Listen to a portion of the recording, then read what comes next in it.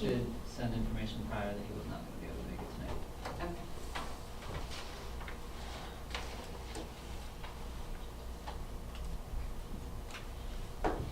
We don't have any general reports until the next regular meeting, so if you want to jump into comments from the public before new business. Anyone?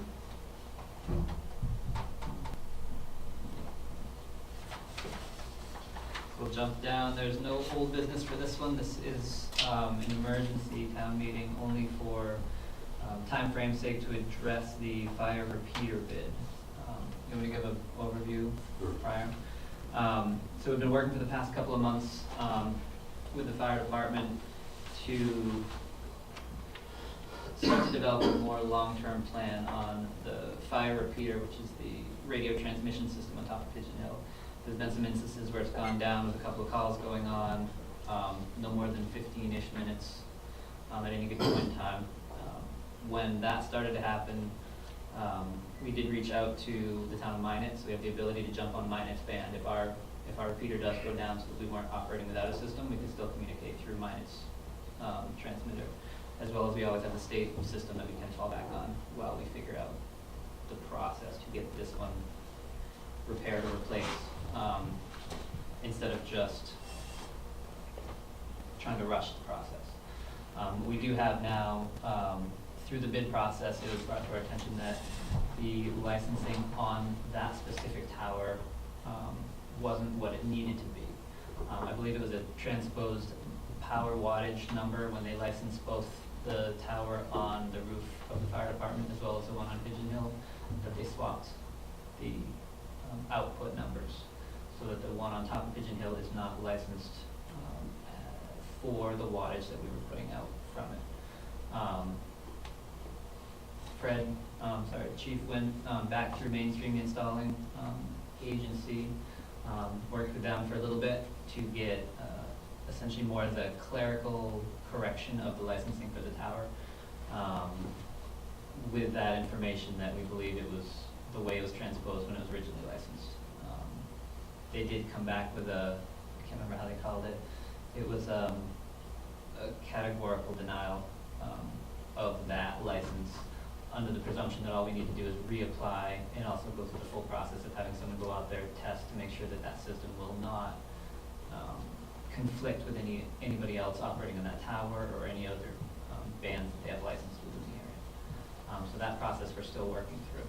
In the meantime, because of the downtime during the Markel fire, we switched pretty rapidly to the state system.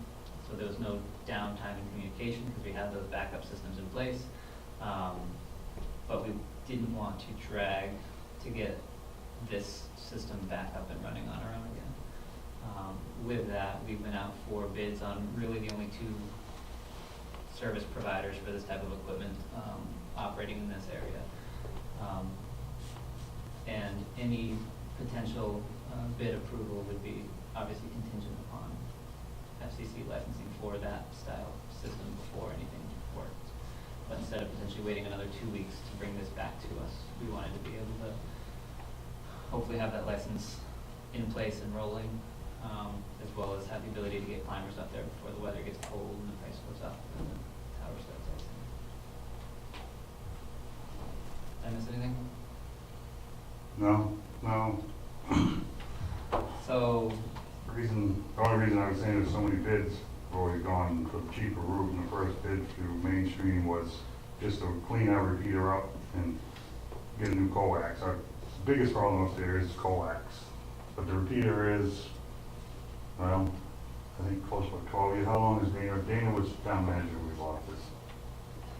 He was like his last year or two when we put the system up in there. So it's been up there that long. So the reason we had the other two bids is when we went with Dirigo, because I went with them, they don't repair what we get for a system up there, so they were all new. And Zach wanted apples to apples, so Mainstream was on the same page as them, so we had them bid out a new repeater too. Since this repeater is now going probably on 12 to 14 years, I'd have to look on the books and see. I don't remember when Dana left, it's so long now. And How they're supposed to last? There's no, like you said, this one is still putting out the wattage, but no, I don't have no life expectancy on Oh, you know, them, no. Like mine, it keeps a spare one sitting there in case there's something goes down.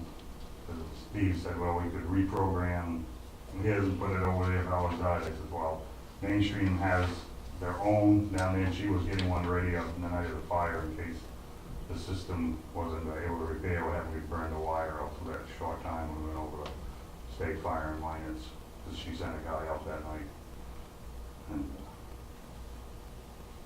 Where's your tower at up there? Is that the one where the satellite dishes was? no, we actually are using Space House, US Cellular Tower. If you look up on where their cell tower antennas, Yeah. there's two antennas lower, Yeah, ours is the next one, and Amsterdam County is the next one. oh, okay.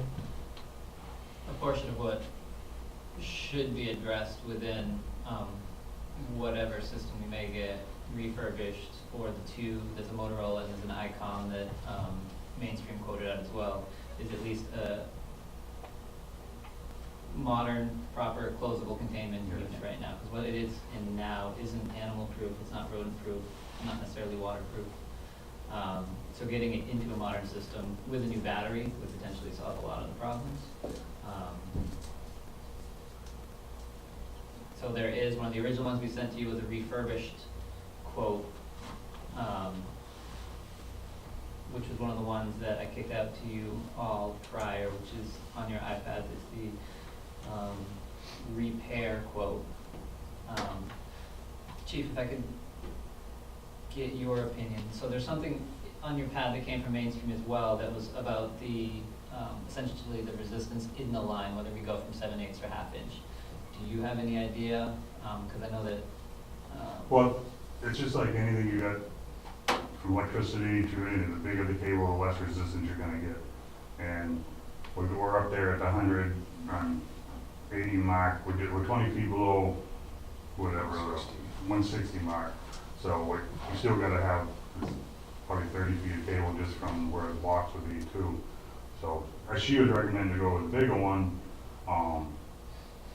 Durago went with 1/2 inch, and so she made sure, I said, everyone needs to be apple to apples, but she said, I would recommend going to the larger one, because it ain't no different than having a bigger battery cable, you know, the less resistance, the higher you're trying to push something up through there, and be a stronger, thicker cable.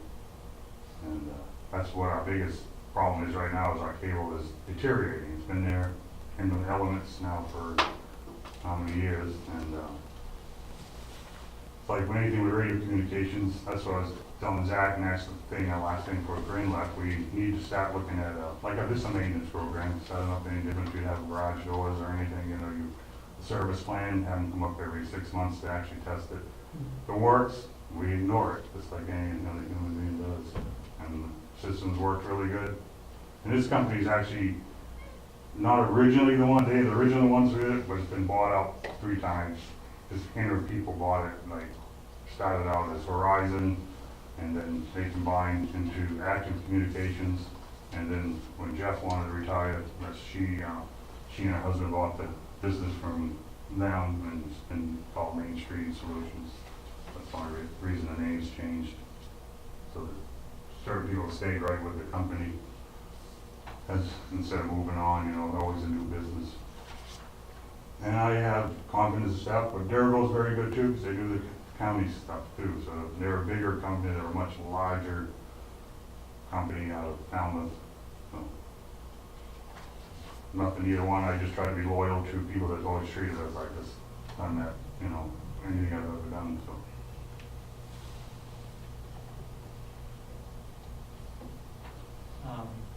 So within, especially within their prices, if we're just looking at the apples to apples, Durago Motorola versus the Mainstream Motorola, their pricing for the unit is the same. It's a lot of the mounting, and their Mainstream had a couple, because there is still that 16.9 for the Durago and 16.6 for the Mainstream 1/2 inch. The, Almost 20 grand. That would be the 7/8, That's the bigger cable. which is the bigger cable that Mainstream is suggesting. They just suggested, she said, I'll do whatever you want for it, or whatever you guys decide. It just, if I'm gonna do recommend a job done right. So you would like it almost 20 grand one, if you had your choice? Yeah, I'd go with the Icom one too, personally myself, because she says, I've noticed it with Motorola. Motorola, everyone knows it, but Motorola also ends, after so many years, they just change models and they don't, update their models as they go.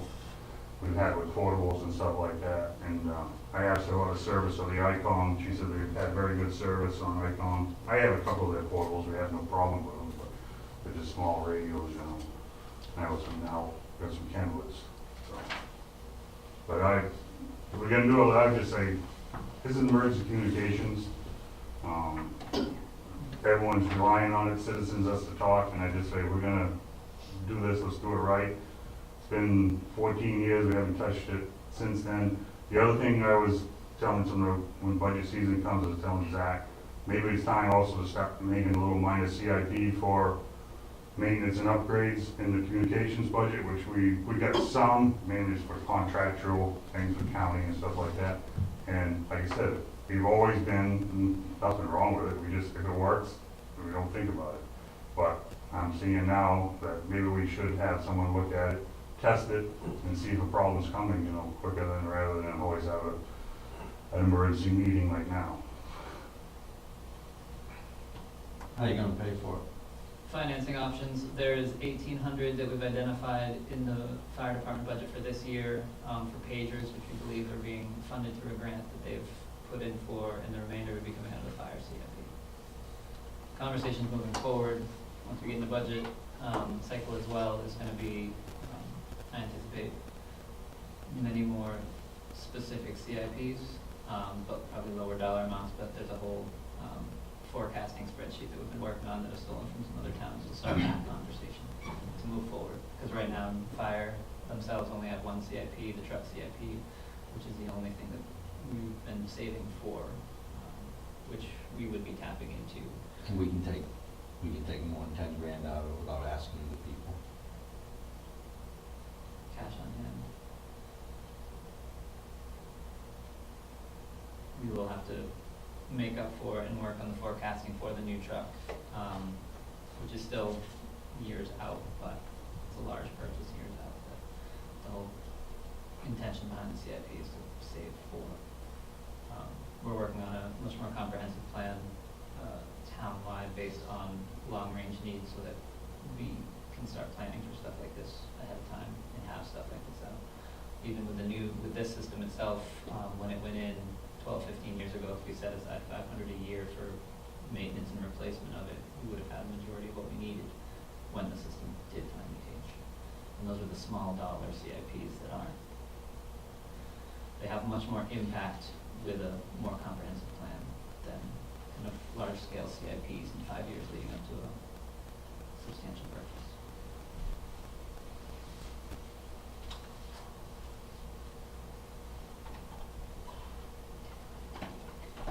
Our law enforcement is on something completely different. Yes. Law enforcement is on the county dispatch.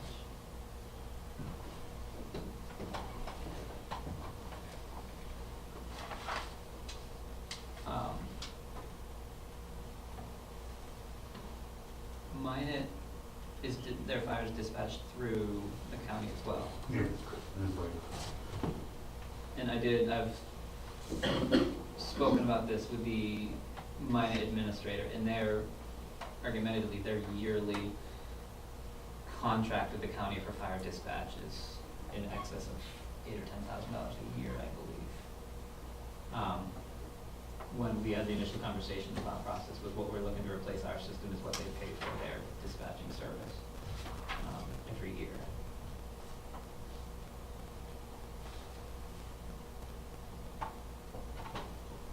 Any questions?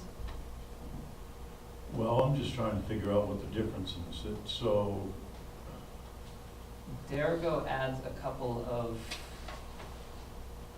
specific polyphaser flange mount, which is supposedly just a lightning insulator, and then standard grounding kit on the tower are the two things that I've found that aren't necessarily in the Derigo.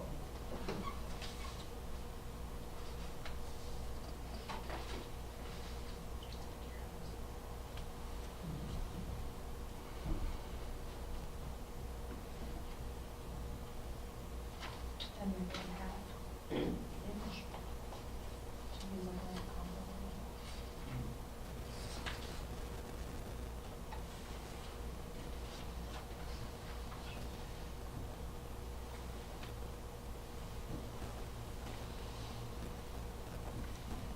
So as town manager, which one are you recommending, Sal?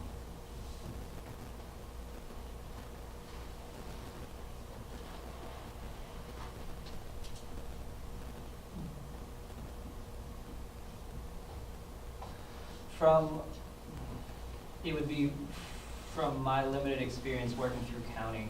I have talked to Marty about the systems as well. I know that county was running with Derigo. They went through the Goff Hill redevelopment of the systems when I was still there with LA 911 in the county.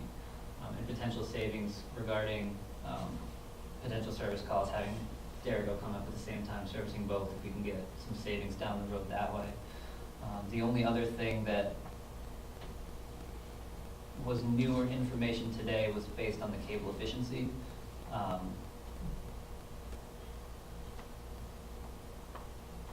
My intention and my thought process when it comes to actually refurbishing the system was not something that I landed at being a decent idea given how close we were in costs. The added equipment, some of the extra stuff, to bump it up to the 7/8 cable adds a decent amount to the system. When it comes to operating the ICOM versus the Motorola system, that I don't have firsthand experience with. Performance-wise, I mean, I'd rely on their input. But Motorola would work just as well, and if we start a replacement plan down the road, it will be, as well. And Beam. Because you can get either one, she said, and they can get their Motorola, so. But you're saying years down the road, they can't repair Motorola's? Is They that what- can, depends on how far, Motorola just, I've noticed through the years I've been, they just eliminate, like, they got a bunch of pages that I used to sit back and repair, no more repairment parts, you can't, they just stop, they don't do anything with them. Instead of repairing them, they just move to a new model, and that's what you got. So what you got, as they wear out, I got a box full of useless pages, so that's why I have to upgrade as I go. And I just noticed that with Motorola, and what I noticed with other things, and same thing with portables. I mean, everyone wants Motorola, and Motorola portables, they've upgraded, and they don't want to repair the other ones, which were working, they just need a small repair, but no more repairment parts, so they move on. That's the only thing I noticed in Motorola. They got a word, they just end their product, and that's boom. It's like I have So with gas meters. I have Do you that have an problem. opinion on the ICOM system? I only use it for portables. I called her, and she said the biggest thing she liked about them, and she's worked with them, is their service and their warranty is really excellent, and they work with her.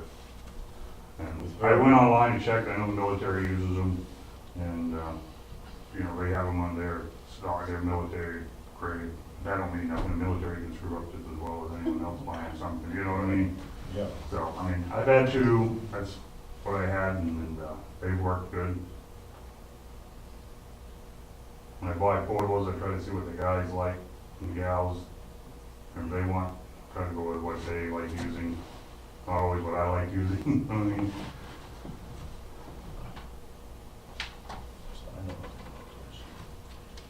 about But- Yeah, that's the problem, I know nothing about. No, this it's- stuff like I either. said, There's The no Motorola, language. Motorola, I have to look at the difference in price and the repeaters. You know, there's a part of me that wants to I go go on with this the 16. 87, What is And the other this? thing with the ICOM repeater is, I forgot, she said it's P25 compliant. I don't know if you guys ever heard about that. That's called, it can be upgraded to digital repeater. If the FCC and now federal government does what they did to us last time, about 10 years ago, and we had to upgrade all our radios to narrowband. And everything went to narrowband because they decided they needed this VHF frequencies. They wanted to sell them off commercially, so they made all public service go to narrowband, so that meant every radio we had was no longer talkable. We had to start upgrading radios again. And now the talk is digital, like City of Auburn PD's on it, Portland, like that. You can't really hear it on a scanner without a special digital. Now you're getting technical, and I'm not that far into it. But it scrambles it, and it's a whole bunch of different frequencies. But this repeater would be able to instantly change if they went for it, wouldn't have to just have a piece of dead equipment. And the Motorola wouldn't. No, neither Motorola, when she did it right now, does not do that. It just stays as VHF. So if we bought the Motorola system and then in 2 years, 3 years from now, 10 years, oh, yeah, the one whatever it says is. we have to go digital, we have to buy a new repeater. New repeater, yeah, just like everything else out there. So that, to me, would say to buy the ICOM system right there, because And who like, knows what they're gonna do. you don't know. I mean, I've been reading some magazines and they've talked about it, but then like I said, we don't have no choice when they changed. We didn't have any choice the last time. The radios were working perfect on Yeah. wideband, and then they went narrowband, and which also shortened their ranges and stuff like that too when they went that way. So you're talking mainstream solutions, the one that costs $19,165? Is that it? $150? One of the two, yeah, the 219s are the ICOM systems from Main Street. There's one with a 1/2 inch and one with the 7/8. 7/8. You want the 7/8? I would rather have bigger is better, and sometimes, not always in trucks, but in cables, I believe it, you know. Yes. I want to be able to have, I want to be able to talk to county and not worry about it anymore, like I did the day after the fire when it got wet, and be sitting here scratching, and hopefully you finally just pick up your cell phone, and hopefully you get through with that. I just want to make sure the citizens are covered, and we got something solid up there again for another 10, 15 years. That's what I'm looking at. And we shouldn't have probably gone this far, but it's just, like I said, it's normal radios, and I worry about trucks, radios, and people. So.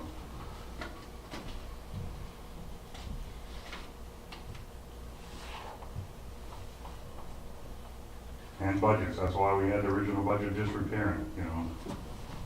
Right from day one, just taking the unit out and cleaning it and putting it in the new box. And then going for a 5-year plan replacing it. We could go with that too, and that's $11,000.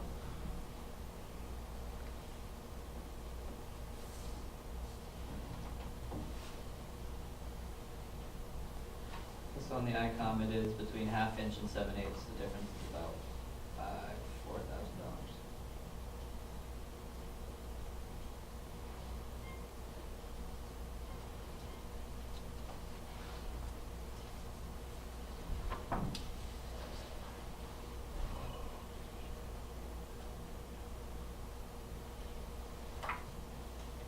Any thoughts?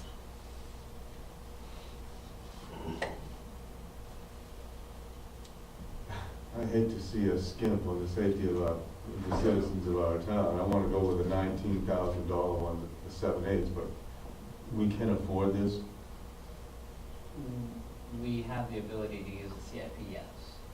What it will put us in is, down the road, we're gonna have to be looking at stretching the trucks. When you say stretching the trucks, if you want a new truck, you might have to wait another year. Is that possible? Can you do that? We did the last truck, the last council made me wait a year. We maintain them. What's the next one on the replacement list? The engine 2 is the next one. That's, was 2020, so 2025 is the replacement year on that. This is important. We can't, yeah, we can't get out the door without it. Good. And then, Zach was talking about state and they're not proving the work in this town. State actually isn't repeated. We can't talk to county with that. We have to rely on mileage frequency, and we don't know if it even covers our town.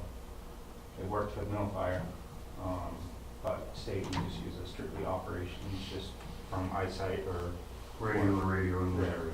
it can't talk to county, and it's not recorded. I was just gonna say it's not recorded. So I can't, I don't have the second years, you know, if we have a mayday in town, we don't have dispatch listening in to say we heard it when one of our incident commanders didn't hear it.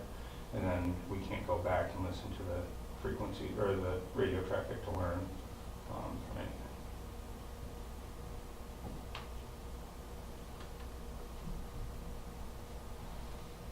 And both companies have looked at our antenna up there and said we bought a very good antenna. They both said there's nothing wrong with the antenna up there, but nobody has gone 180 feet or 160 feet in the air to look at the actual antenna at it. That's the only other thing I'm just gonna give you a heads up. Right now, they both said we both looked at the antenna and you bought a very good antenna. And there usually is nothing wrong with the antennas, because the way the meters are all reading is, that's what they say, coax. But nobody, you have to hire a crew to go up on those towers. The thought process in this too is we've talked to both of them to be able to test the antenna when they're up there. But you have to have a crew up there, and it's $3,200 to $3,100 just to have a crew climb the tower and do the work.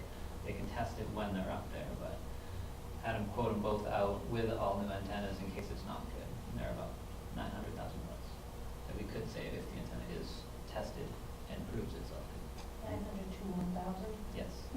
Well, that's good. Thought you said I 900,000. I thought you said 900,000. The antenna That's an would be expensive next. antenna. Okay, so- Big guns are flying right for the next 30 We don't years. have that in our CIP. Whew, I have a speech impediment. that hurt a little. Just one. Just one. Make a motion. Yeah, go ahead. I'd like to make a motion that we buy the 7/8. 7/8 what? 7/8 Go ahead. co-ed for $119,150.44. And I'll second that. This is the ICOM 7/8 mainstream bid. Yes. Yes.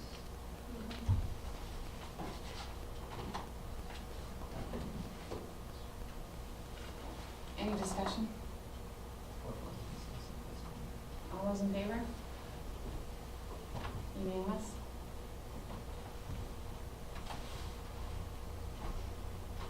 So we'll work on the rest of the process, as far as the licensing, and start moving this forward. We have no ordinances, resolves, or licenses, so we would be looking to adjourn and move into our workshop. I'll make a motion that we adjourn. One second. All those in favor? Unanimous? Thank you. Oh, I totally missed